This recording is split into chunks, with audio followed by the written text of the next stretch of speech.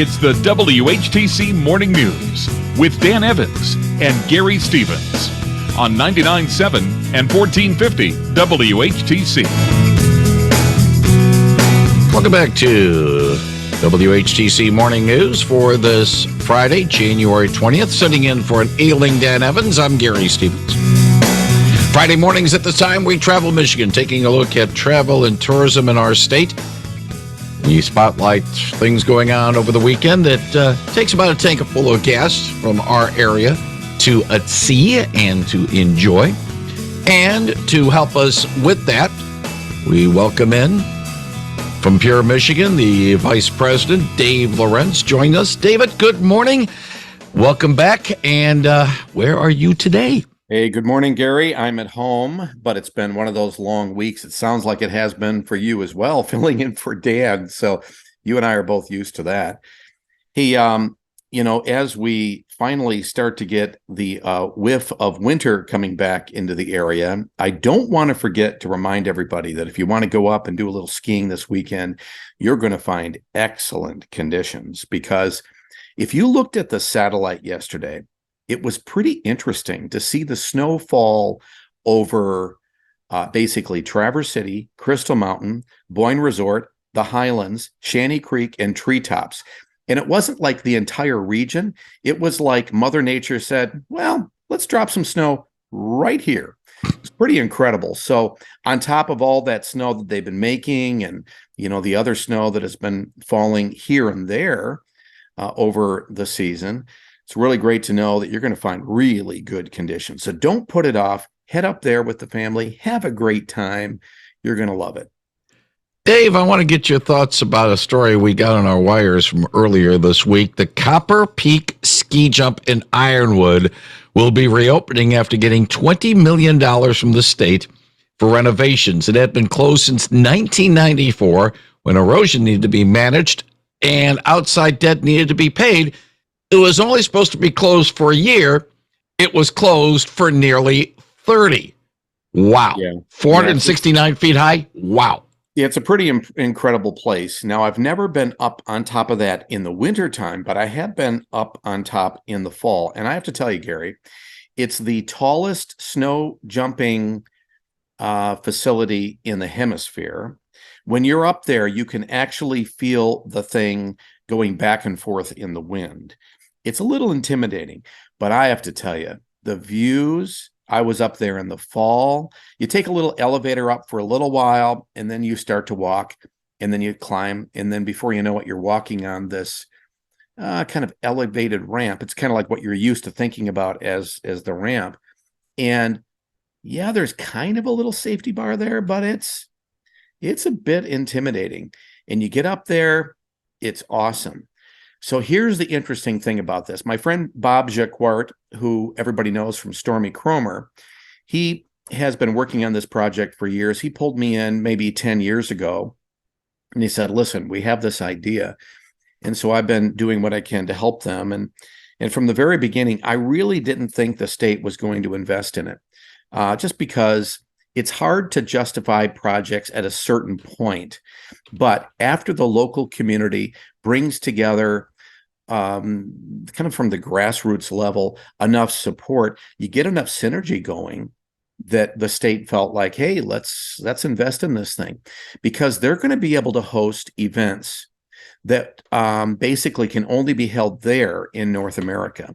So these ski flying or ski jumping tracks, and this is basically a ski flying facility. And that's the technical change between the type of skiers that use this. If you think of in the Olympics, those guys with those really wide skis and really long skis, they jump off those things, what was it? I can't remember what ABC Sports used to always say in the beginning of their Saturday. Yes, the thrill of victory, the agony of defeat. Yeah, remember that agony of defeat, that skier, crashing. Mm-hmm. Well, so this is, those big long skis, and they get in that kind of like W formation, and they fly forever. The interesting thing about this is this will be able to be used in the wintertime, but it will mostly be used in non-winter because the surface will have if you imagine those plastic bristles on a broom, that's the surface that will be there. So you can basically jump anytime because it's so slippery. So it's going to be awesome. The cool thing is, and I actually suggested this, I'm sure that real designers had also suggested it, but I just didn't feel like the ski jump itself would be enough. So they were really smart to install, as part of their plan, other activities you can do. So there's going to be trails and other things there for mountain bikers and such. So it's going to be a fantastic facility. It's basically at the Wisconsin border. So you're going to see a lot of people from Wisconsin, Minnesota, of course, all the Michiganders going there to watch jumpers from all over the world. And they'll be able to do it any time of the year. It's going to be pretty awesome. It's part of, I would think, and correct me if I'm wrong, David, that the U.S. Olympic program had winter training up in the UP, and that's part of the complex. I mean, not exactly next to what they're doing, because I think Marquette is the center of that, but it's, again, part of our Olympic training for winter sports up there. Not just U.S. Olympics. These will be international competitors coming year-round to both practice and for competitions. There is an agreement, and you know what? I don't know if they've announced this yet, so let me say this carefully. Expect to see international competitions that will bring world attention to the facility and to Pure Michigan. So let's just leave it at that. Speaking about world competitions, we got some snowmobile races coming up in the UP this week. Not this week, but in the next couple of weeks. Yeah, in a couple of weeks. Basically, let's see, 2 weeks from this weekend, and I'll be up there. I always enjoy the I-500 in Sault Ste. Marie. Always a tremendous thing. And I have to tell you, Gary, I don't know if you've ever seen snowmobile racing like this. This is the biggest track on ice in the world. So, and it's the fastest, I think they call it like the fastest track in the world, because it is, I think it's a mile oval, and they do 500 miles on snowmobiles.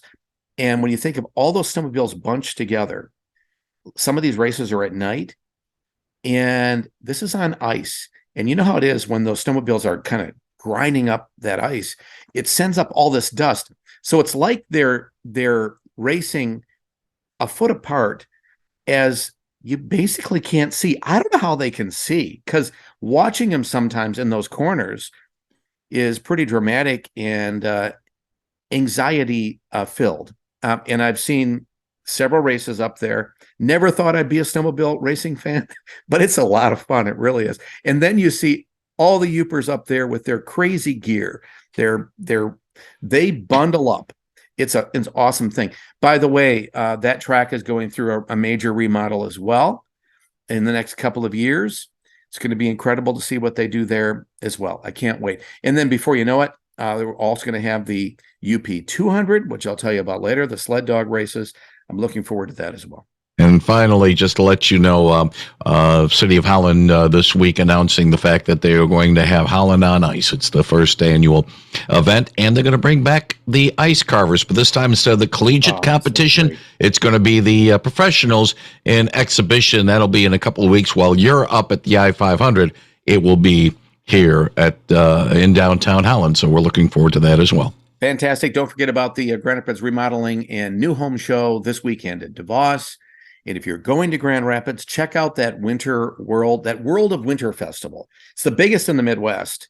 It's pretty awesome, even without snow or a lot of snow. And I'm just still crossing my fingers. We get snow everywhere but on the roads in West Michigan. And I'm looking forward to that day.